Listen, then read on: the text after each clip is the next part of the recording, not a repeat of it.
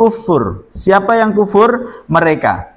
Di sini ada huruf jar ba, berarti ini maknanya secara lafadz sama dengan bikufrihim.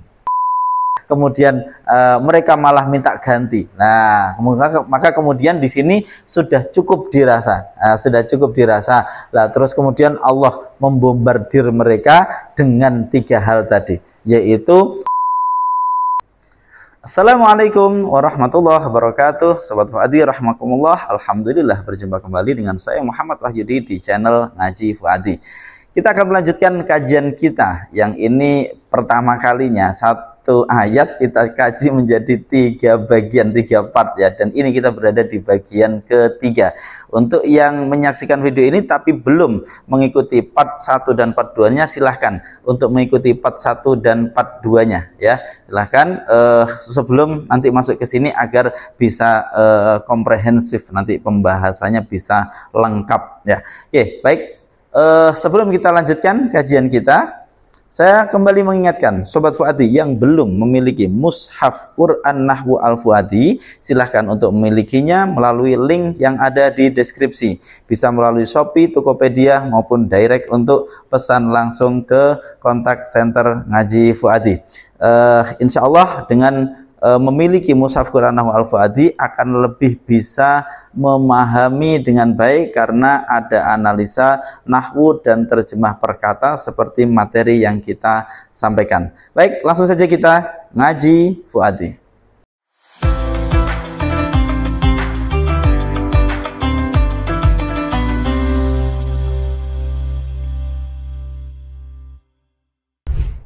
Baik, kemarin ayat ini sudah kita baca, kita langsung ke pembahasan.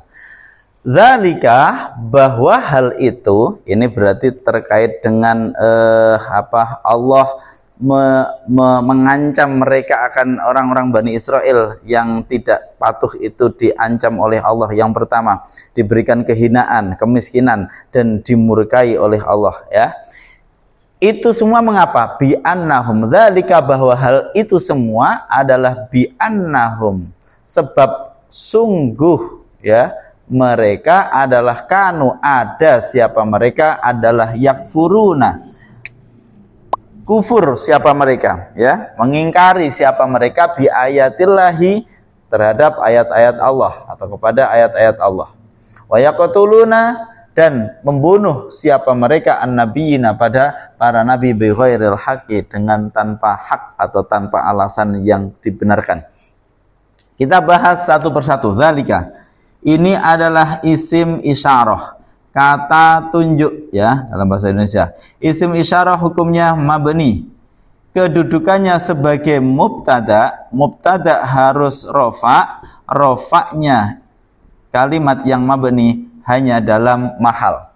Dzalika, bahwa hal itu ya, semua itu, dzalika ini untuk menunjuk kepada sesuatu, berarti dia bisa apa saja. Ini yang harus kita cermat di dalam mengkaji Al-Qur'an atau termasuk juga di dalam membaca kitab-kitab berbahasa Arab. Jadi ketika ditunjuk dzalika, ini menunjuk kepada apa saja.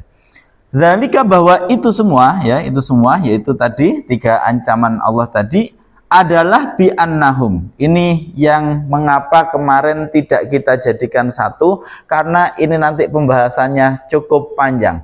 Baik, mari kita mulai dari mana? Dari sini. Saya tulis ulang di sini. Bi'annahum kanu yakfuruna bi ayatillah. Ayatillah. Baik, kita mulai dari sini dulu. Yakfuruna bi ayatillah. Yakfuruna ini adalah kalimat fi'il. Fi'ilnya fi'il mudhari'. Fi'il mudhari' dari kafara yakfuru, kufron ya. Kafara yakfuru kufron. Maknanya awalnya itu menutup, dalam artian juga termasuk mengingkari.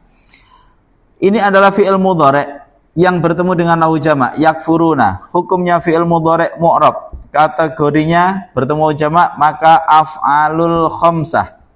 Kemudian kedudukannya, ingat depannya tidak ada amil nasib, tidak ada amil jazim, maka i'rabnya harus rafa. Rafa'nya af'alul khamsah ditandai dengan tetapnya nun di sini. Nunnya tidak dibuang.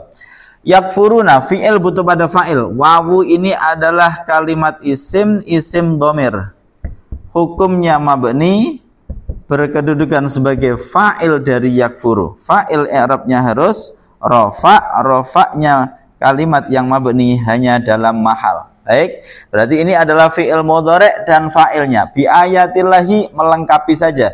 Ini namanya yakfuru, ini berarti adalah fi'il yang muta'ati bi harfil jar. Ya, ini berarti dia muta'ati dengan huruf jar, membutuhkan huruf jar ba untuk sampai kepada objeknya. Yakfuruna, mereka kufur bi ayatillahi terhadap ayat-ayat Allah. Jadi di sini butuh huruf ba ini. Berarti bi ayati ini jar majrur, ini seperti biasa adalah mudhaf ilaih.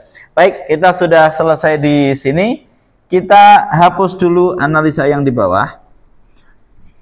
Kita simpulkan terlebih dahulu. Berarti yakfuruna ini adalah susunan berupa fi'il dan fa'ilnya yang kita sebut juga sebagai jumlah fi'liyah. Baik, sudah. Kemudian di sini ada kanu, ya, kanu. Kita maknai dalam al-fuati ada siapa mereka, ya. Ada siapa mereka. Sudah pernah saya jelaskan terkait mengapa kana disebut sebagai isim nakis yang belum mendapatkan penjelasannya. Silahkan ikuti video kita yang sebelumnya yang di program Tanya Ustadz, ya, di program Tanya Ustadz terkait dengan mengapa kana disebut sebagai isim nakis. Kana ini isim nakis. Fungsinya kana untuk apa? Memunculkan waktu, ya, memunculkan waktu di sini. Nah, ini kalimat apa kana? Kita ketahui di sini kana adalah kalimat fi'il, ya. Di sini dia adalah kalimat fi'il. Fi'ilnya fi'il apa? Fi'il madhi yang bersambung dengan wawu jamak. Ini ada wawu jamak. Nah, ini wawu jamak. Fi'il madhi kana ini dia fi'il madhi yang tidak biasa. Dia nanti membutuhkan isim dan khobar. Harusnya yang namanya fi'il itu bisa menjadi predikat secara langsung. Tapi di sini dia disebut fi'il nakis, tidak bisa memberikan keterangan secara langsung. Dia masih membutuhkan khobar untuk memunculkan keterangan yang jelas. Karena dia hanya memiliki kandungan waktu. Berarti kanu telah ada suatu kejadian di masa lalu. Nah, gitu kira-kira ya kalau saya panjangkan. Kanu telah ada kejadian di masa lalu, ya. Apa kejadiannya? Mereka. Nah, ini berarti sebagai isimnya kana, ya. Wawunya sebagai isimnya kana. Berarti ini baru seperti ini. Telah terjadi kejadian di waktu yang lalu, telah ada suatu kejadian di masa lalu. Yaitu apa kejadiannya? Mereka ngapain? Belum. Nah, maka membutuhkan khobar. Mana yang menjadi khobar? Ini jumlahnya ini yang menjadi khobar. Jadi di sini saya ulangi, kanu telah ada suatu kejadian di waktu yang lalu. Apa kejadiannya? Mereka, ini wawu jamak, mereka Bani Israel itu, mereka ngapain? Belum ada, butuh khobar. Mereka, lah ini baru senantiasa mengingkari ayat-ayat Allah. Dari mana senantiasa? Dari fi'il mudhari', ya. Ingat, ini tadi fi'il mudhari' dan fa'ilnya. Berarti kalau kita gabung, telah ada suatu kejadian di waktu yang lalu. Apa kejadiannya? Mereka, belum ada penjelasannya, dijelaskan oleh jumlah ini. Mereka terbiasa atau senantiasa atau selalu, karena ini fi'il mudhari', selalu mereka, failnya, mengingkari ayat-ayat Allah. Nah, seperti itu ya. Ini biar kita paham kata per kata versi Al-Quran. Terus kemudian di sini, ya, berarti di sini sudah paham ya. Sebelum kita masuk ke sana lagi, berarti kita rangkum terlebih dahulu berarti di sini ada kana, ya. Kana ini nanti membutuhkan isim dan khobar. Isimnya kana ini adalah wawu ini, khobarnya kana ini adalah jumlah setelahnya. Oke. Kita lanjutkan bi'annahum. Di sini ada anna terlebih dahulu. Bi-nya kita buang terlebih dahulu. Bi-nya kita buang terlebih dahulu. Ini nanti bi depannya. Kita pakai annahum dulu. Di sini ada anna, ya. Anna sama seperti kana, hanya bedanya dia huruf, ya. Ini nanti sama, dia membutuhkan isim, membutuhkan khobar. Kalau kana tadi adalah penjelasan tentang telah ada suatu kejadian di masa yang lalu. Kejadiannya apa? Mereka kenapa? Mereka selalu mengingkari. Nah, di sini ya. Ini khobarnya. Nah, anna itu menunjukkan tentang penguatan atau litaukid, menguatkan tentang suatu hal, ya. Annahum, sungguh mereka kenapa? Belum ada khobarnya. Jadi di sini berarti isimnya mana? Hum ini. Sungguh mereka kenapa? Khobarnya belum. Lalu khobarnya mana? Ini khobarnya. Nah, mulai kanu yakfuruna ini adalah khobar dari anna. ini mengapa kemarin kita berhenti, karena ini bertingkat. Annahum, sungguh mereka adalah, sejak dulu ada kejadian, yaitu mereka itu terbiasa kufur. Kurang lebih seperti itu, ya. Jadi di sini anna ini butuh isim dan khobarnya. Isimnya adalah hum ini, dhamir hum. Khobarnya mana? Keseluruhan ini.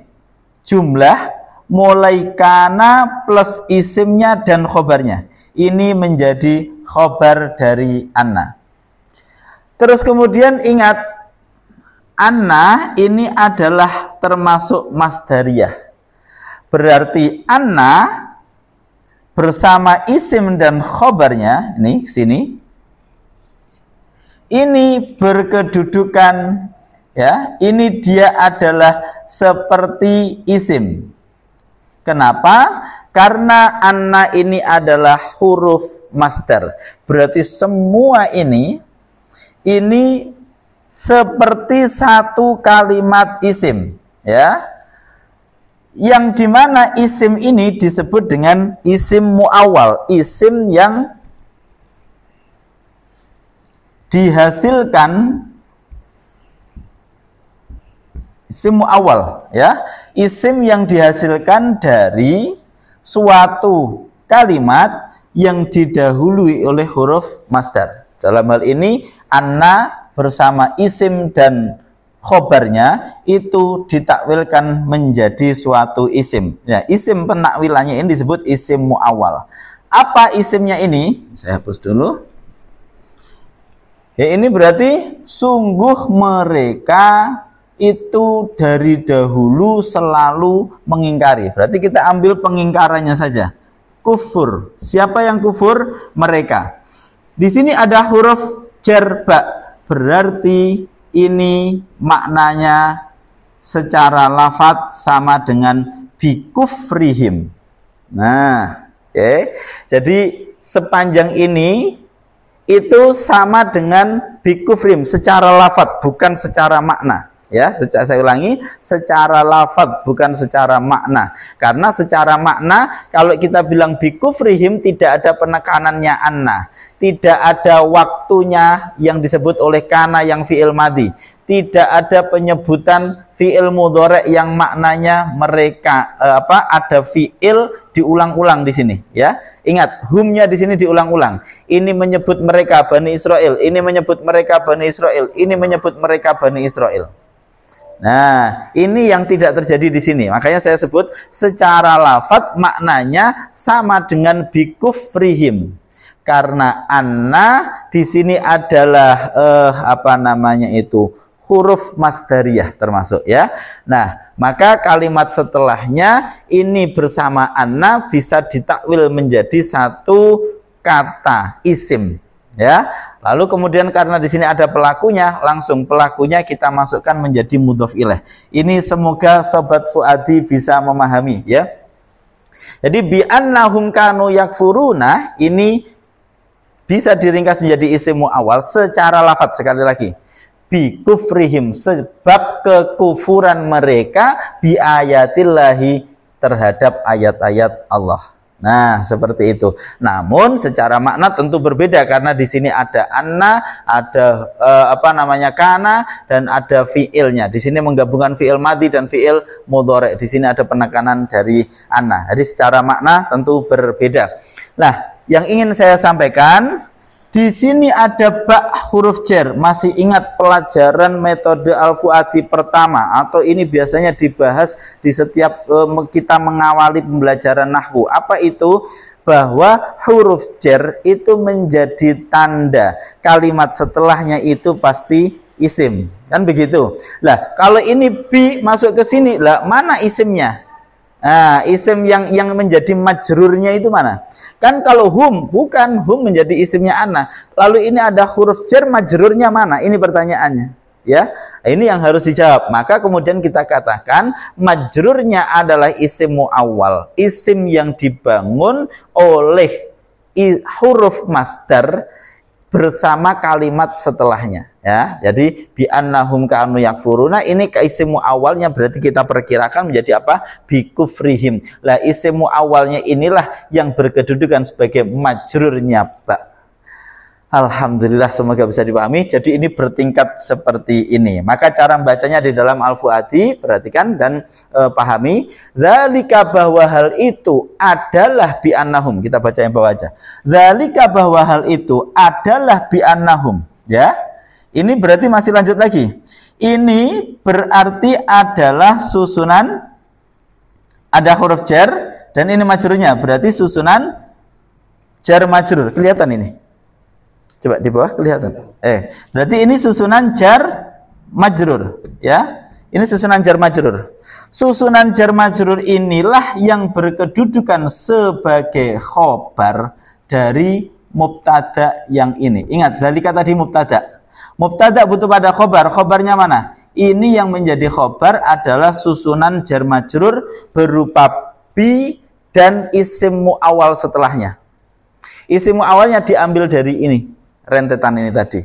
Nah, maka cara membacanya menggunakan metode Fuadi. Perhatikan pelan-pelan.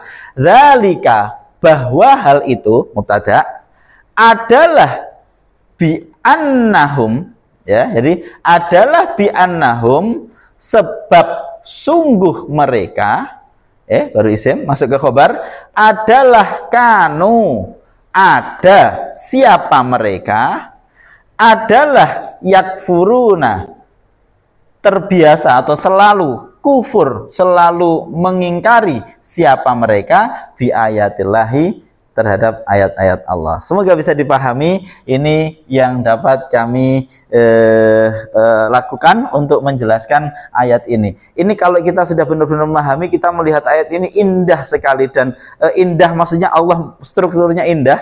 Dan betapa Allah menggambarkan keburukan mereka sehingga mereka memang layak sekali untuk Allah murka kepadanya. Jadi begitu. Jadi ayat ini sungguh-sungguh kalau bisa kita pahami secara nahwu, benar-benar betapa kurang ajarnya mereka kepada Allah, sehingga Allah layak untuk kemudian murka kepada mereka. Baik, kita lanjut. Ini sudah selesai. Kemudian wa yaqtulunan nabiyyina bighairil haqq. Wa yaqtuluna. Ayo kita hapus terlebih dahulu. Wa yaqtuluna, dan ini huruf ataf biasa, yaqtuluna seperti biasa, ini adalah qatala yaqtulu, ya. Ini adalah fi'il mudhari biasa bertemu dengan wawu jamak. Fi'il mudhari bertemu wawu jamak maka masuk kategori af'alul khamsah, tidak didahului amil nasib dan jazim, maka i'rabnya rafa. Rafa'nya ditandai dengan tetapnya nun. Selesai. Yaqtuluna ini berarti adalah fi'il dan fa'il, ya, fi'il dan fa'ilnya. Ini berarti adalah jumlah fi'liyah. Jumlah fi'liyah ini dihubungkan oleh wawu huruf ataf ini dengan jumlah sebelumnya. Wa yaqtuluna, dan karena ini fi'il mudhari' berarti bisa diartikan mereka terbiasa, mereka seringkali. Wa yaqtuluna, mereka terbiasa seringkali atau juga selalu membunuh an-nabiyina, pada para nabi. An-nabiyina ini kalimat isim, hukumnya mu'rab, kategorinya adalah jamak apa? Mudzakkar salim. Kemudian kedudukannya sebagai maf'ul bih. Maf'ul bih dari mana? Dari yaqtulna. Membunuh siapa? An-nabiyina, pada para nabi. Ini pada itu kita bahasa yang kita pakai untuk menjelaskan objek atau maf'ul bih, pada para nabi. Nah, maf'ul bih tentu i'rabnya adalah nasab. Nasabnya jamak mudzakkar salim ditandai dengan ya, makanya dibaca nabiyina. Kalau rafa dibaca nabiyuna. Wa yaqtuluna nabiyina, mereka membunuh para nabi bi ghairil haqq, dengan tanpa hak, dengan tanpa adanya alasan yang benar. Bi huruf jar, ghairi majrur, al-haqi berarti mudhof ilaih. Kita lewati saja. Kita langsung masuk kepada ayat berikutnya. Penggalan berikutnya. Masih di ayat ini. Wa yaqtuluna nabiyina bi ghairil haqq. Terus kemudian Allah menjelaskan lagi dengan cara yang berbeda. Dzalika bima asaw. Dzalika bima asaw wa kanu ya'tadun. Oh iya. Ya benar ya. Wa kanu ya'tadun.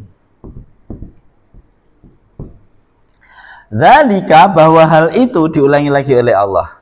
Dzalika, bahwa hal itu, ya, ini berarti sudah sama seperti tadi, kedudukannya sebagai mubtada. Bima asaw. Bima asaw. Ba-nya ini adalah huruf jar. Ya, ini huruf jar. Ma-nya ini adalah ma masdariyah, ya. Jadi ma-nya ini adalah huruf masdar. Huruf masdar. Asau ini adalah fi'il. Fi'il apa? Fi'il madhi. Asau, ya. Asau ini fi'il madhi. Asau, ya, oke. Ya, asau. Baik, terus kemudian fi'il madhi ini bersambung dengan wawu jamak. Nah, sudah. Fi'il madhi asa bersambung dengan wawu jamak, ya, bersambung dengan wawu jamak. Oke, seperti ini. Berarti aslinya kita turunkan dulu. Asa aslinya dari asoya. Nah, ketika bertemu dengan wawu jamak begini, berarti harusnya dia mabni dhammah karena fi'il madhi bersambung dengan wawu jamak, maka menjadi asoyu. Tapi ingat, di sini ada ya berharokat jatuh setelah huruf yang berharokat fathah, maka ya ini harus diganti dengan alif. Maka yang balik lagi seperti di atas aso ini, ya. Nah, ketika setelah itu kita jadi tahu bahwasanya di sini berarti bertemu dua huruf yang sama-sama sukun, ya. Yang pertama ini adalah alif layyinah, yang kedua wawu jamaknya ini. Maka harus dibuang salah satunya. Tidak mungkin membuang wawu jamak, maka yang dibuang adalah huruf ilatnya. Maka jadilah dia asaw. Nah, seperti ini awal mulanya bima asaw. Kita lanjut. Berarti asaw di sini adalah fi'il madhi. Bersama wawu ini sebagai fa'ilnya. Dah selesai. Bima asaw. Berarti di sini sebenarnya asaw kalau ditanya ini kalimat apa? Fi'il. Fi'il apa? Fi'il madhi. Hukumnya mabni. Mabni apa? Mabni dhammah, bukan mabni fathah. Ya, ini perlu diingat. Karena huruf mabni itu mabni apa? Berada di huruf terakhirnya, yaitu ya-nya yang dibuang, bukan di shotnya. Shotnya ini baru ain fi'il, baru huruf tengah. Oke, baik, kita kembali. Sudah. Berarti di sini ada huruf jar, kemudian ada huruf masdar ma dan fi'il. Ingat, fungsi dari huruf masdar sudah saya sampaikan sebelumnya, ini membentuk apa yang disebut sebagai isim muawwal, ya. Isim yang ditakwil, isim yang terbuat dari fi'il yang didahului oleh huruf masdar, atau boleh kita sebutkan huruf masdar punya kemampuan mencetak suatu isim dari fi'il setelahnya. Nah, seperti itu. Nah, isim awalnya itu apa? Berarti aso, yaksi, maksiat misalkan. Berarti kita bisa isim awalnya adalah maksiat. Maksiat. Nah, kemudian wawu jamaknya di sini dirubah menjadi bentuk jar, ya. Berarti menjadi him. Berarti bima asau itu maknanya sama dengan bimaksiatihim. Nah, ya, sama dengan bimaksiatihim, bahwa hal itu adalah bimaksiatihim, sebab kemaksiatan mereka, kurang lebih seperti itu. Oke, baik, selesai. Di sini berarti majrurnya mana? Majrurnya isim awal ini, ya. Majrurnya isim awal ini selesai. Bima asau wa kanu ya'tadun. Berarti zalika, bahwa itu adalah bima asau, sebab adanya durhaka, sebab adanya maksiat atau apa? Di sini saya maknanya apa di situ? Telah durhaka, ya. Bima asau, sebab adanya. Lah ini huruf masdar itu saya maknai adanya, ya. Huruf masdar saya maknai adanya. Jadi ini huruf yang mungkin Sobat Fuadi kalau membaca masih bingung. Nah, ini saya jelaskan. Jadi adanya ini maksudnya adalah suatu huruf yang mencetak suatu kata benda dari kata kerja setelahnya. Bima asau, sebab adanya telah durhaka siapa mereka. Maksudnya sebab kedurhakaan mereka. Nah, itu bentuk isimnya. Gitu ya.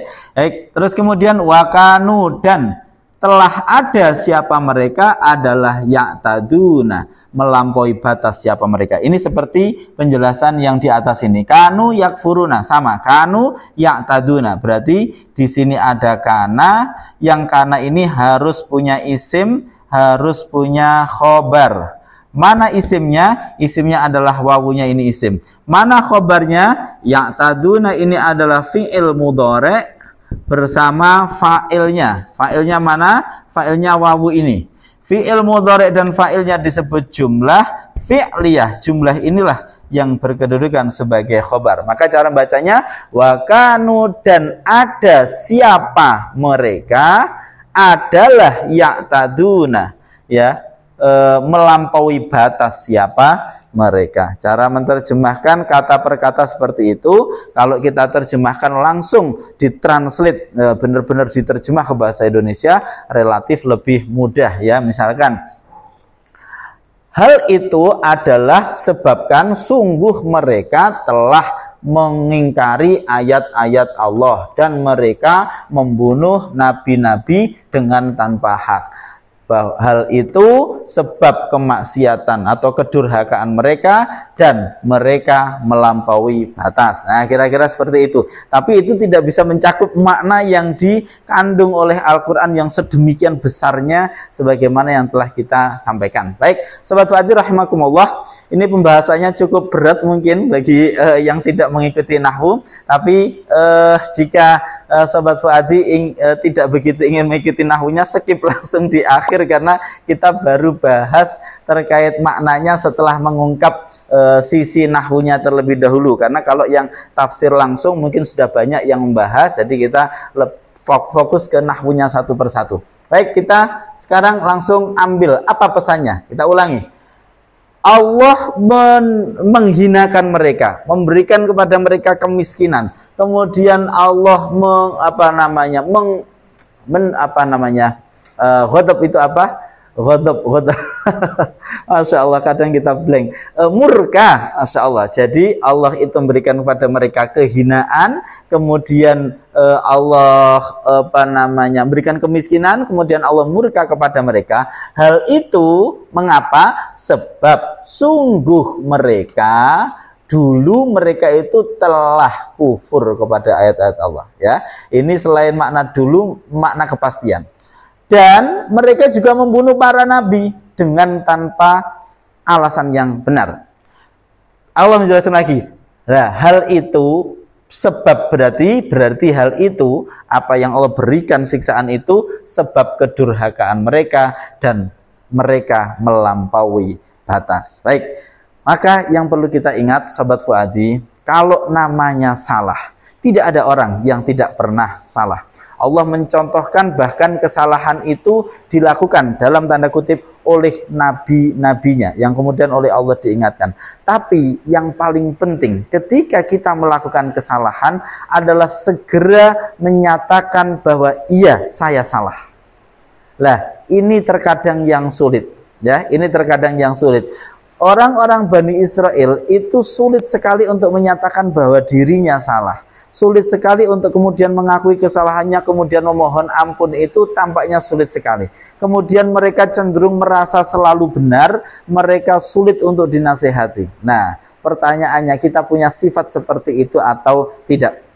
Di awal ayat kita masih ingat mereka sudah salah, ya. Salah karena tidak mau disuruh masuk ke suatu negeri yang itu dijanjikan mereka akan menang. Mereka tidak mau. Akhirnya dihukum oleh Allah. Ketika mereka dihukum oleh Allah, dimaafkan lagi, kemudian diberikan nikmat lagi, tapi mereka mengulanginya lagi.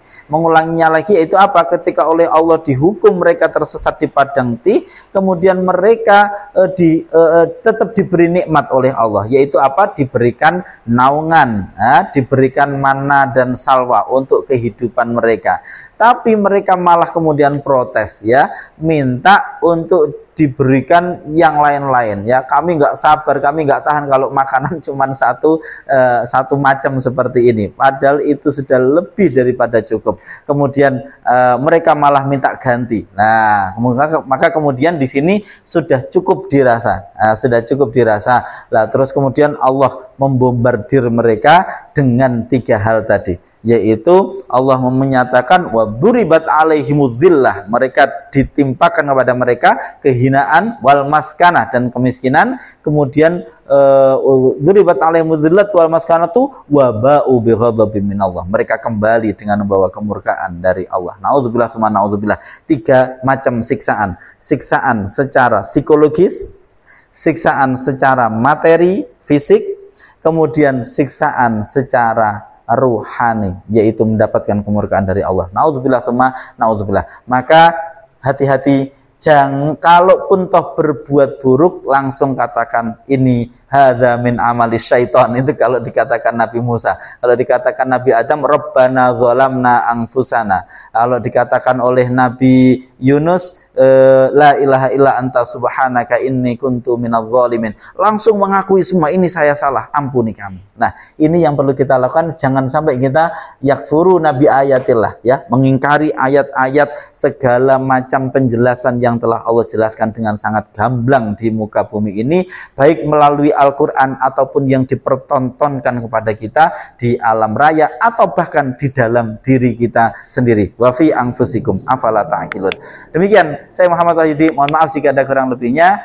Semoga kita masih terus bisa istiqomah mentadaburi ayat-ayat Al-Quran dari segi bahasa, kemudian kita lanjutkan untuk dari segi maknanya, sekali lagi untuk kita internalisasikan ke dalam diri kita dan kita amalkan di keseharian kita menjadi karakter kita sebagai seorang muslim. Assalamualaikum warahmatullahi wabarakatuh.